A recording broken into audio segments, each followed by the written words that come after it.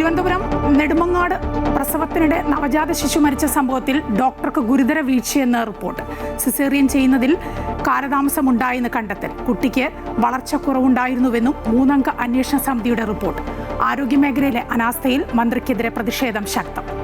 സംസ്ഥാനത്ത് കനത്ത വേനൽ ചൂടിന് ആശ്വാസം. വിവിധ ജില്ലകളിൽ ഇന്ന് ശക്തമായ മഴയ്ക്ക് സാധ്യത. പത്തനംതിട്ട, കോട്ടയം, ഇടുക്കി ജില്ലകളിൽ യെല്ലോ അലർട്ട്. തെക്ക് പടിഞ്ഞാറൻ ബംഗാൾ ഉൾക്കടലിനും ഇന്ത്യൻ മഹാസമുദ്രത്തിനും മുകളിലായി പുതിയ ന്യൂനമർദ്ദം. പെരിയാറിൽ ജലനിരപ്പ് ഗണ്യമായി കുറഞ്ഞതോടെ കുടിവെള്ള പദ്ധതികൾ പ്രതിസന്ധിയിൽ. വേനൽ മഴ ലഭിച്ചില്ലെങ്കിൽ കുടിവെള്ളക്ഷാമം രൂക്ഷമാകുമെന്ന് ആശങ്ക.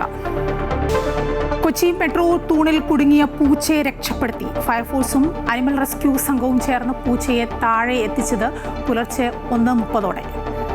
പൂച്ചയെ തോപ്പുംപടി മൃഗാശുപത്രിയിലേക്ക് മാറ്റി. നാസയുടെ മനുഷ്യ ചാന്ദ്ര ദൗത്യം ആർട്ടിമിസ് 2 വിക്ഷേപണം ഇനിയും വൈകും.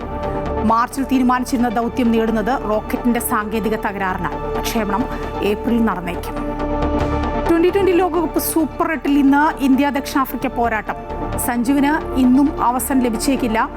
ISL-ൽ കേരള ബ്ലാസ്റ്റേഴ്സ് മുംബൈ FC പോരാട്ടം ഇന്ന് കൊച്ചിയിൽ. മത്സരം വൈകിട്ട് 7:30 മുതൽ.